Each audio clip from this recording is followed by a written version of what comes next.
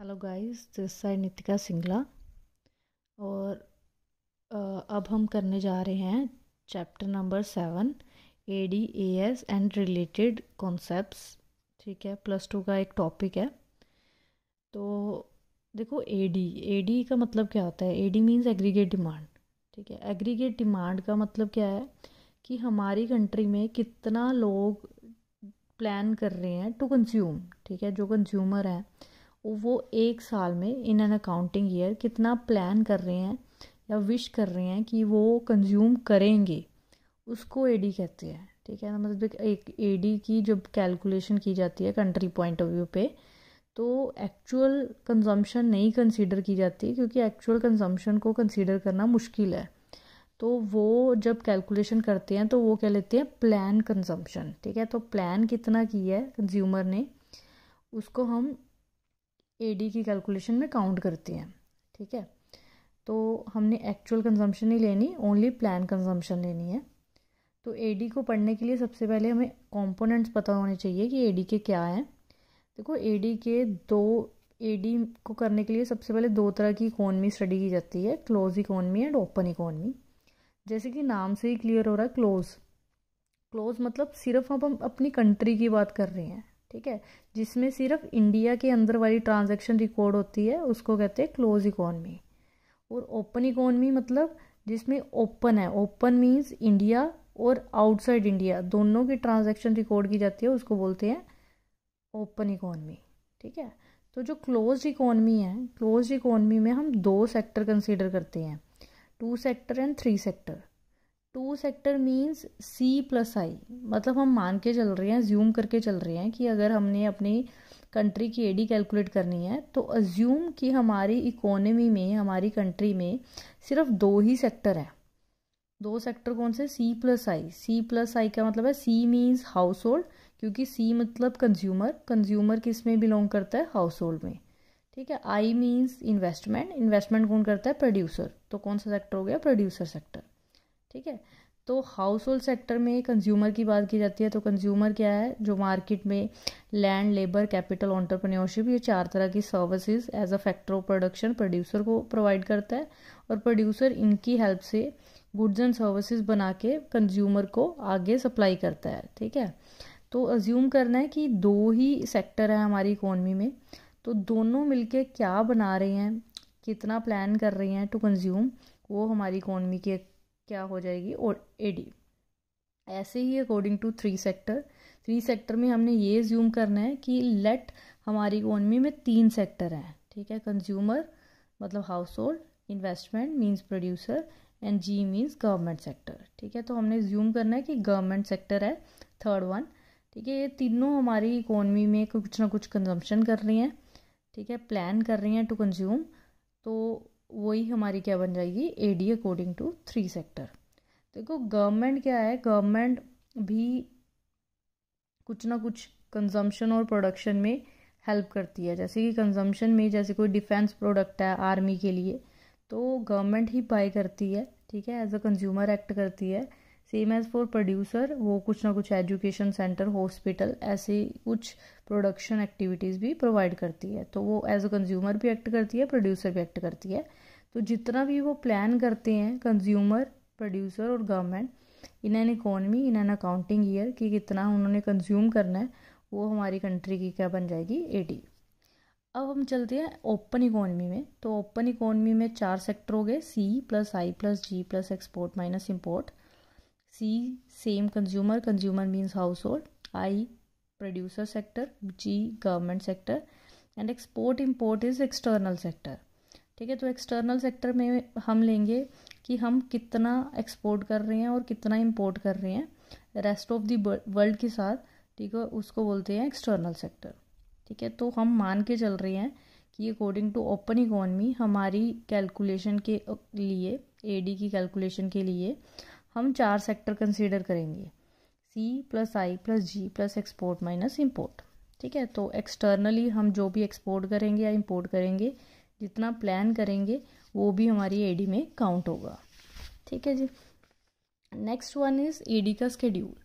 देखो, एडी का स्केड्यूल करने के लिए, देखो ये जो मैंने टेबल मेंटेन किया है, ये स्केड्यूल बनाया है। ये स्केड्यूल फुल 3 चैप्टर्स में हम फॉलो करेंगे, 7, 8, 9। ठीक है, जहाँ जहाँ पे भी कोई टेबल आएगा तो हम यही स्केड्यूल रखेंगे, तो आपने इसको ही ध्यान में रखना है। जैसे कि सबसे पहले वाई मीन्स इनकम। ठीक है, तो वाई इनकम रहेगी। इनकम लेट कर रहे हैं कि पहले 0 है, 100, 200, 300, 400, 500।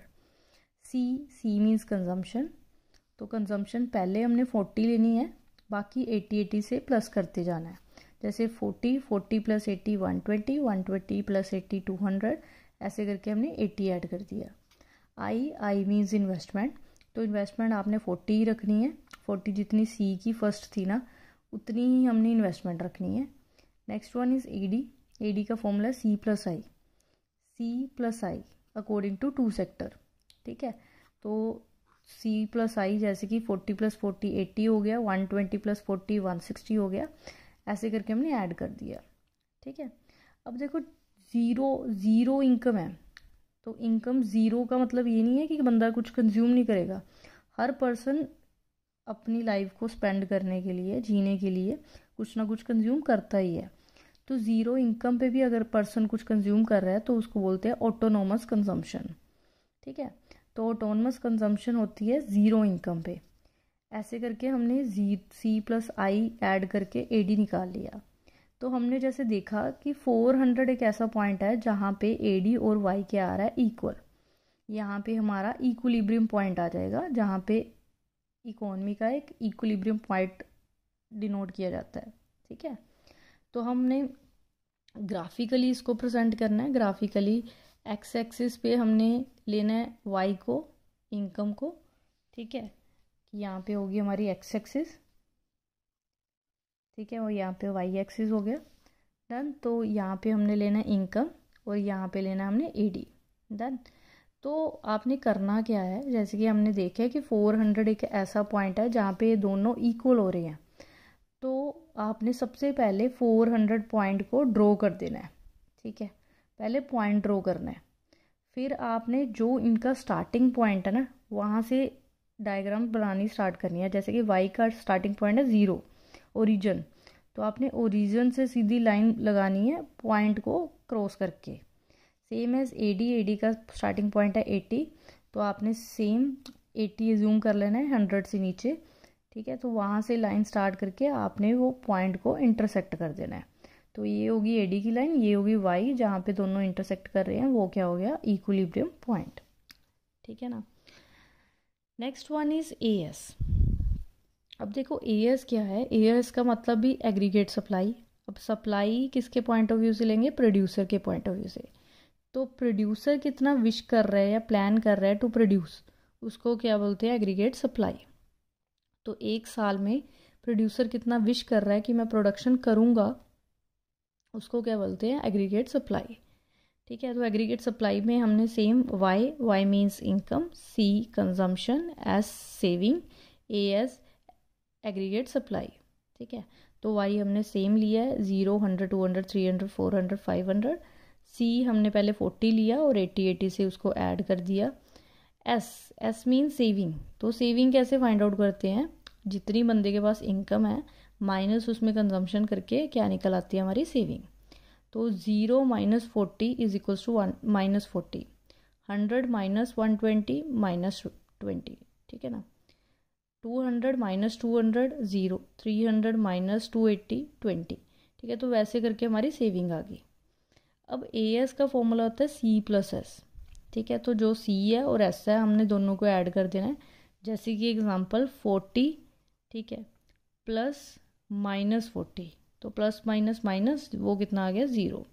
ऐसे ही 120 प्लस माइनस 20 कितना आ गया 100। 200 प्लस 0 200, 280 प्लस 20 300, वैसे करके एएस आ गई। तो जैसे कि हम ऑब्जर्व कर पा रहे हैं कि वाई और एएस दोनों हमारे क्या है, इक्वल। ठीक है, तो वाई और एएस क्या रहेंगे, इक्वल आ जाते हैं। ठीक है, जिस कारण हमारी डायग्रामेटिकली प्रेजेंटेशन भी सेम रहती है कि एएस, जैसे कि मैंने सेम बोला है कि सबसे पहले हमने पॉइंट प्लॉट करना है, तो इसमें तो सारे ही पॉइंट मैच कर रहे हैं, तो आपने मैक्सिमम वाला पॉइंट ले लेना है कि आपकी जो लाइन है वो गलत ना जाए। तो आपने 500 वाला पॉइंट सबसे पहले प्लॉट कर लिया, ठीक है। तो ये पॉइंट आ रहा है, तो आपका दोनों का जो स्टार्टिंग पॉइंट है, ठीक है, इसका भी 0 है, उसका भी 0 है, तो दोनों स्टार्ट कहाँ से हो रहे हैं, 0 से। तो आपने जस्ट क्या करना है, 0 से ये लाइन ड्रॉ करके पॉइंट को कट कर देना है, ठीक है। तो सेम ये सारी लाइन इक्विलिब्रियम है, y is equals to as। Next topic is consumption function.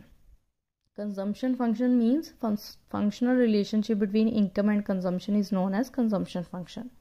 तो इनकम और कंजम्पशन का आपस में क्या रिलेशन है, उसको कंजम्पशन फंक्शन बोलते हैं। इनकम और कंजम्पशन का ना वैसे डायरेक्टली रिलेशन होता है, ठीक है। अगर इनकम इंक्रीज हो रही है तो कंजम्पशन भी इंक्रीज होगी, बट जो कंजम्पशन की इंक्रीजिंग का रेट है ना वो कम होगा इनकम से। जैसे कि हम देख पा रहे हैं टेबल के अंदर कि 0, 100, 200, 300, 400, 500 इनकम आ रही है, इंक्रीज हो रही है 100 के रेट से, और कंजम्पशन इंक्रीज हो रही है 80 के रेट से, ठीक है। तो जैसे ये दो जो तो पॉइंट आ गए, वहाँ पे हमें पता लग रहा है कि इनकम हमारी कम है, कंजम्पशन हमारी ज़्यादा है, ठीक है। बट एक पॉइंट आया जहाँ पे इनकम और कंजम्पशन दोनों क्या हो गए, बराबर। अब इनकम हमारी ज़्यादा है, कंजम्पशन कम होगी, बिकॉज ह्यूमन की जो बेसिक नीड्स है ना वो कंप्लीट होने लगी, अब वो क्या करने लग गया, सेव, ठीक है। तो इससे हमें समझ आ रहा है कि इनकम और कंजम्पशन दोनों डायरेक्टली रिलेट कर रहे हैं, इंक्रीज दोनों हो रहे हैं, बट कंजम्पशन का जो रेट ऑफ इंक्रीमेंट है वो कम है एज़ कम्पेयर टू इनकम, ठीक है। तो 200 एक ऐसा पॉइंट है जहाँ पे वो इक्विलिब्रियम हो रहा है, y is equals to c, ठीक है। तो डायग्रामेटिकली हमने सेम यहाँ पे इनकम लेना है x एक्सिस पे, ठीक है, और y एक्सिस पे हमने क्या ले लिया, c। देखो जो y एक्सिस का जो पॉइंट रहेगा वो अकॉर्डिंग टू टॉपिक हमारा चेंज होता रहेगा। जैसे कि अगर AAD का टॉपिक पढ़ रहे हैं तो यहाँ पे AD हो जाएगा, AS का टॉपिक पढ़ रहे हैं तो AS हो जाएगा, ऐसे ही कंजम्पशन का टॉपिक पढ़ रहे हैं तो यहाँ पे कंजम्पशन हो जाएगा। तो आपने 200 का सबसे पहले पॉइंट प्लॉट कर लिया, ठीक है। हमारा y स्टार्ट हो रहा है 0 से, तो ठीक है, हमने जब ग्राफ बनाना है, लाइन ड्रॉ करनी है, तो 0 से ही स्टार्ट करके 200 को टच करके मतलब क्रॉस करके जाना है। सेम एज जो हमारा c है वो 40 से स्टार्ट हो रहा है, तो हमने देखा कि हमने 40 एस्टिमेट ले लिया कुछ एजम्पशन करके, ठीक है। तो यहाँ से जूम कर लिया, तो ये भी सेम 200 को क्रॉस करके जा रहा है, तो यहाँ पे y इज इक्वल्स टू क्या हो गया, c, ठीक है। तो ये हमारा हो गया consumption function. Next topic is कि कंजम्पशन फंक्शन में क्या टॉपिक होते हैं। कंजम्पशन फंक्शन आगे दो कैटेगरी में डिवाइड होता है, APC और MPC, ठीक है। APC का मतलब क्या होता है, average propensity to consume, and MPC means marginal propensity to consume. Average propensity to consume का मतलब होता है कि पर्टिकुलर इनकम पे, एक पर्टिकुलर इनकम पे बंदा कितना कंज्यूम कर रहा है, कोई भी पर्सन है, कोई भी कंज्यूमर है, एक पर्टिकुलर इनकम पे कितना वो कंज्यूम कर रहा है, उसको क्या बोलते हैं, APC, ठीक है। जैसे कि लेट एग्जांपल कि अगर एक पर्सन के पास 100 इनकम है तो उस पर वो 40 कंज्यूम कर रहा है, तो 40/100 करके 0.40 आ गया, इट मीन्स उसका APC क्या है, उसका रेट क्या है, 0.40। ऐसे ही MPC मतलब marginal propensity to consume. Marginal means change, ठीक है। तो इसमें हमने देखना है कि इनकम के चेंज होने के कारण कंजम्पशन में कितना चेंज आ रहा है, उसको बोलते हैं MPC, ठीक है। सॉरी गलती से MPS लिख दिया, MPC, ठीक है। तो जैसे कि इनकम है हमारी वो 100 to 200 जा रही है, और कंजम्पशन हमारी 40 to 120 होगी, तो हमने चेंज देखा 100 to 200 कितने का चेंज आ रहा है, 100 का, और 40 to 120 चेंज आ रहा है हमारा 80 का, ठीक है। तो 80/100 करके हमें क्या पता लगा कि हमारा रेट कितना है, 0.80। और इसकी ना अलजेब्रिक ट्रीटमेंट भी होती है कि अगर हमने सिर्फ C कंजम्पशन फाइंड आउट करनी है तो उसका फॉर्मूला क्या है, C⁻+BY। C means autonomous consumption. Autonomous consumption आपको याद ही होगा कि जैसे कि हमने इनकम ड्रॉ की थी 0, 100, तो 0 पे भी एक पर्सन कुछ ना कुछ कंज्यूम कर रहा है, कितना था हमारी टेबल के अकॉर्डिंग, 40। तो वो 40 जो 0 पे भी हम कुछ कंज्यूम करते हैं उसको बोलते हैं ऑटोनोमस कंजम्पशन। तो हमने ऑटोनोमस कंजम्पशन 40 पुट कर देनी है, या फिर हमारे क्वेश्चन में न्यूमेरिकल में गिवन होगी तो उसके अकॉर्डिंग चलना है हमने। B मतलब MPC, तो marginal propensity to consume. Y means income, ठीक है। तो ये हम पुट करके सी क्या कर सकते हैं, फाइंड। नेक्स्ट टॉपिक है सेविंग फंक्शन। सेविंग फंक्शन जैसे कि हमने कंजम्पशन फंक्शन पढ़ा है वैसे ही सेविंग फंक्शन है। बिल्कुल इसका सी और एस का डिफरेंस है, ज़्यादातर टॉपिक सेम ही रहेगा। सेविंग फंक्शन का मतलब है इनकम और सेविंग का आपस में क्या रिलेशन है, फंक्शन रिलेशन है, उसको सेविंग फंक्शन बोलते हैं। ठीक है, तो जैसे कि इनकम इंक्रीज़ होता है कंजम्पशन भी इंक्रीज़ होती है। ठीक है, बट हमें पता है कि कंजम्पशन का रेट इनकम के रेट से इंक्रीज़ के रेट से कम है। क्यों? क्योंकि जो पर्सन है, जो कंज्यूमर है, वो सेव करना स्टार्ट कर देता है। तो सेविंग अराइज होती है due to income and consumption relation. ठीक है, क्योंकि अगर एक पर्सन के पास इनकम है पर वो कंज्यूम कम कर रहा है तो वो क्या करना शुरू कर देगा, सेव।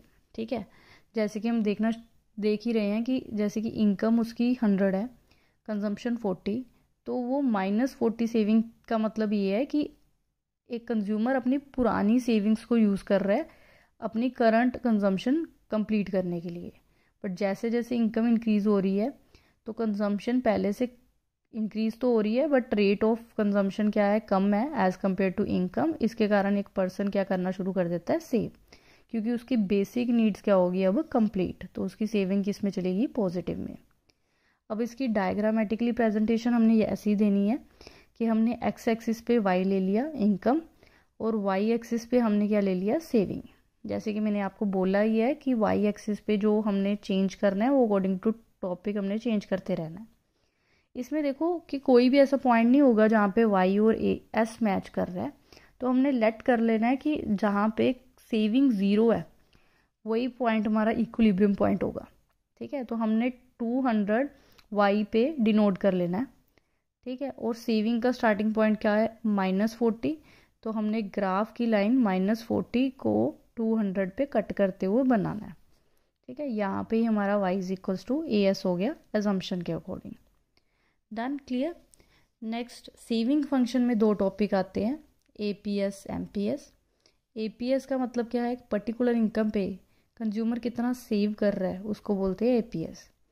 ठीक है, S अपॉन Y। जैसे कि लेट अगर एक पर्सन के पास 100 रुपये है, इनकम उसकी 100 है और सेव कर रहा है वो 20, तो 20/100 करके कितना रेट आ गया, 0.20। ऐसे ही MPS means marginal propensity to save. इसका मतलब क्या हो गया कि एक इनकम के चेंज होने के कारण, ठीक है, कंज्यूमर सेविंग में कितना चेंज कर रहा है उसको बोलते हैं MPS। ठीक है, तो delta S upon delta Y = MPS। Example कि जैसे कि इनकम 100 to 200 चलेगी, सेविंग हमारी 20 to 60 होगी, तो दोनों में चेंज कितना आया, इसमें आया 100 का, इसमें आया 40 का, तो 40/100 करके रेट कितना आ गया, 0.4। इट मीन्स हमारी MPS कितनी होगी, 0.4। नेक्स्ट, तो सेविंग की अलजेब्रिक ट्रीटमेंट कैसे है कि सेविंग का फॉर्मूला है -C⁻ + 1 - BY। ठीक है, -C⁻ का मतलब होता है autonomous saving, 1 - B means MPS and Y means income. तो ये फॉर्मूला पुट करके हम सेविंग फाइंड आउट कर सकते हैं। और एक इम्पोर्टेंट नोट है गाइस कि APC और APS = 1 होता है और MPC + MPS = 1 होता है। ठीक है, थैंक यू फॉर वॉचिंग। अगर आपको समझ आया, ठीक है, अच्छी लगी वीडियो तो आप प्लीज़ लाइक और सब्सक्राइब कीजिए। तो इसके बाद और चैप्टर्स की भी वीडियो आएगी तो आपको वो प्रॉपर अपडेट आता रहेगा। Thank you.